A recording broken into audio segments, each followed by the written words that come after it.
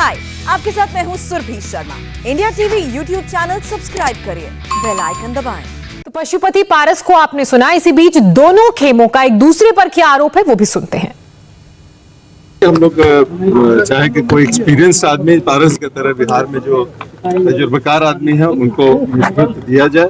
हालांकि इससे हम लोग का कोई और ग्रीवेंस नहीं है। राजनीति नब्ज नहीं पकड़ पाए। बिहार में एलजेपी का अस्तित्व बिहार से जाना जाता है और बिहार की तरह जगह में एक बड़ी भूल उन्होंने की जिसका खमियाजा उनको भुगतना पड़ा। हम लोग को भी पूरे पार्टी को भुगतना पड़ा।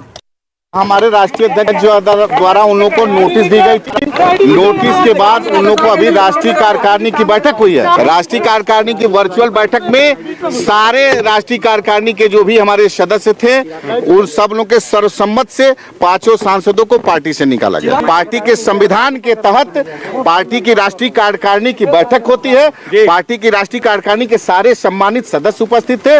हमारे राष्ट्रीय अध्यक्ष थे, प्रधान महासचिव थे अब्दुल खालिक साहब, सब लोगों के सबसे राय करके ये निर्णय लिया गया है। ये कोई इकलौता राय करने की बात नहीं है। ये सारे राष्ट्रीय कार्यकारिणी के लोगों के सर्वसम्मत से फैसला लिया गया, उन लोगों को निकाला। तो दोनों खेमों को आपने सुना। इस वक्त आनंद प्रकाश पांडे और नीतीश चंद्र हमारे दोनों ही संवाददाता दिल्ली और पटना से हमारे साथ जुड़ चुके हैं। आनंद, पहले मैं आपका रुख करना चाहूंगी।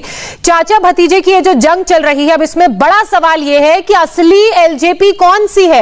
एक तरफ चिराग पासवान ने 5 को पार्टी से निकाल दिया है, तो दूसरी तरफ पशुपति पारस की बात करें, उनका ये कहना है कि अब लोकसभा में वो नेता हैं पार्टी की तरफ से और पार्टी उनकी है, जो दूसरी पार्टी है वो नकली है।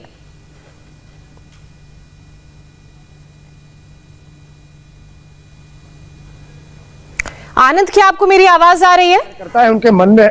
जी कहिए कहिए। जी बिल्कुल, यही सवाल अभी है एलजेपी के कार्यकर्ताओं के मन में है कि आखिर असली एलजेपी कौन है।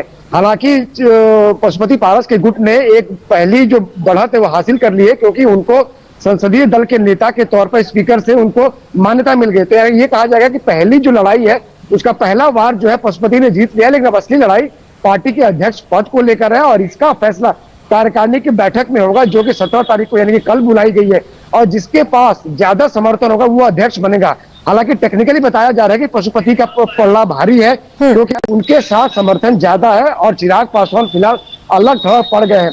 लेकिन जो बैठक होने जा रही है राष्ट्रीय कार्यकारिणी का, उसके बाद राष्ट्रीय परिषद उस फैसले का अनुमोदन करेगी जिसमें पशुपति पारस को एलजेपी के अध्यक्ष का अध्यक्ष चुना जाएगा। उसके बाद ये बताया जा रहा है कि दोनों जो गुट है ये या तो चुनाव आयोग या फिर उसके आगे बढ़ते हुए फिर कोर्ट में भी ये दोनों के बीच में लड़ाई जा सकती है। लेकिन इस बात जो है बताया जा रहा है कि चिराग पासवान 1 बजे करीब एक प्रेस कॉन्फ्रेंस करेंगे और उनकी अगली रणनीति क्या होगी उसका वो खुलासा करेंगे। जी नीतीश, क्योंकि पशुपति पारस पटना आज जा रहे हैं, तो ऐसे में उन पटना आने का खास कारण क्या, और जो अध्यक्ष के पद की लड़ाई है पार्टी में वो टेक्निकली आप कैसे देख रहे हैं, कैसे ये डिसाइड होगा? देखिए, अब यही सबसे बड़ा सवाल है कि आखिर ये कैसे तय होगा कि राष्ट्रीय अध्यक्ष को लेकर जो बैठक हो रही है वो बैठक में जो फैसले लिए जाएंगे वो पार्टी संविधान के अनुसार मान्य है या नहीं है। तो आज पशुपति पारस दोपहर यहाँ पहुँच रहे हैं, कुछ सांसद उनके पहुँच भी गए हैं, बाकी सांसद भी आज उनके साथ यहाँ पर आएंगे, रणनीति बनेगी। लेकिन पारस गुट को ये भरोसा है कि लोजपा का जो संविधान है, जो पार्टी का संविधान है, उसमें एक व्यक्ति एक पद सिद्धांत की बात कही गई है। और चूंकि चिराग के पास 2-2, 3-3 पद थे, तो ऐसी स्थिति में उनको राष्ट्रीय अध्यक्ष पद से हटाने का जो फैसला है वो आगे भी चुनाव आयोग में मान्य होगा। तो ये पारस गुट का विश्वास है कि चूंकि पार्टी संविधान के विपरीत ये फैसले लिए गए थे, तो इस आधार पर उनकी जीत होगी। दूसरी तरफ चिराग गुट का कहना है कि उनको बैठक बुलाने का अधिकार ही नहीं है, इसलिए जो बैठक में फैसले लिए गए हैं उसका कोई मतलब नहीं है। तो अब असली लड़ाई, असली मुकाबला पटना में होना है, जहां दोनों खेमों की परीक्षा होगी। अब देखना है कि राष्ट्रीय कार्यकारिणी की बैठक में जो 76 सदस्य हैं उनमें से कितने लोग आते हैं और कितने किसके पक्ष में आते हैं। पारस गुट के साथ कितने लोग खड़े दिखाई देते हैं। कई सदस्य जो ऐसे हैं, उनसे मेरी बात हुई है जो राष्ट्रीय कार्यकारिणी में है, वो बहुत ही कंफ्यूज हैं। वो खुद नहीं समझ पा रहे हैं कि हमें क्या करना चाहिए, किसके साथ जाना चाहिए, जो फैसले लिए जा रहे हैं उनका आगे क्या कुछ होगा,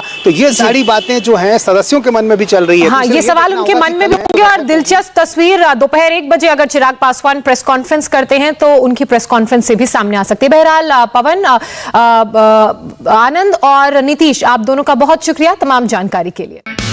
हाय, आई एम सुरभि शर्मा। खबरों से अपडेट रहने के लिए India TV YouTube channel subscribe करिए, साथ में बेल आइकन जरूर दबाएं।